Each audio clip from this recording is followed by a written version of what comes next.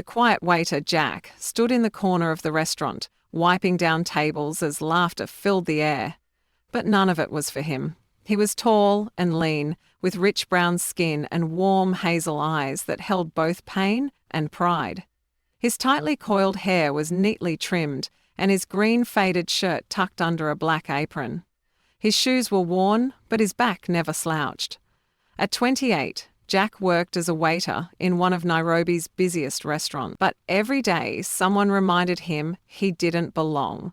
And that someone was always Jenna. The queen of mockery, Gina, ruled the floor like a queen. She was striking. Caramel-skinned, sharp eyes lined with kohl, long braids cascading down her back. Her lips were always painted deep red, and her dresses fit like they were made only for her.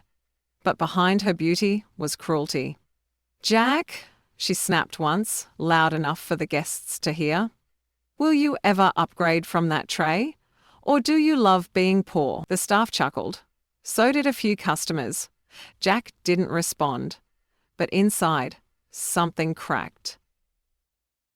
He swallowed his pride that night and stored the pain. A turn of fate. One stormy night, an elderly guest named Mr. Delaney began choking on a fishbone. Jaina froze. But Jack moved. He performed the Heimlich maneuver, calmly and quickly, saving the man's life. Later, as they sat outside under the shelter of the kitchen roof, Mr. Delaney looked at Jack with curiosity. "Why are you a waiter?" he asked. Jack told him the truth. He had a business degree, but life had knocked him down. His father's illness, no money, and no one to believe in him. The old man smiled slowly. "You remind me of myself. Let's see what you can build. With a little help." The first brick, with Mr. Delaney's help, Jack opened a small food shack in Kibera. Just a tin roof, wooden benches and firewood for cooking. But Jack named it proudly Kwajak, the honest plate. He cooked, cleaned and served every meal with dignity. He respected every customer, every staff member. People noticed, and they came back. Soon he had a second location, then a third. But in his heart, he never forgot Yenna, or that restaurant where he was mocked daily. So when it went up for sale 2 years later, Jack bought it. Opening night, the restaurant had a new name, Ubuntu Flame. A red carpet ran down the street, drums played softly, and the scent of grilled tilapia floated in the air. Waiters in gold uniforms served juice in crystal glasses. Yenna arrived in a silver sequin gown, red lipstick glowing, heels clicking on the pavement.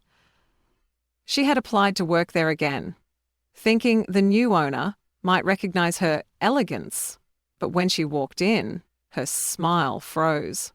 Standing in front of the cameras, shaking hands with guests, was Jack, now dressed in a sleek black suit, gold watch glinting, the same Jack she used to laugh at. "Jack!" Jaina whispered, voice trembling. He turned. Calm. Collected. "Good evening, Miss Jaina." You own this place?" she asked. "I do," he said simply. "But how?" He looked into her eyes, the same eyes that once mocked him. "You told me I'd die pouring water. But it turns out, water taught me everything I needed." She forced a laugh. "It was just jokes, Jack. You know I always believed in you." Jack's voice stayed gentle. "No, you believed I'd stay beneath you. But I listened. And I built the wounds beneath the smile." Jack stepped away from the event and into his office. He looked into the mirror, the sharp suit, the polished shoes, the powerful presence. But behind his calm was pain. He remembered crying in the kitchen when Jenna mocked his torn shoes. Remembered skipping meals to send money home. Nights of studying business plans under candlelight. A gentle knock broke his thoughts. It was Mama Achiang, the retired cleaner he once worked beside.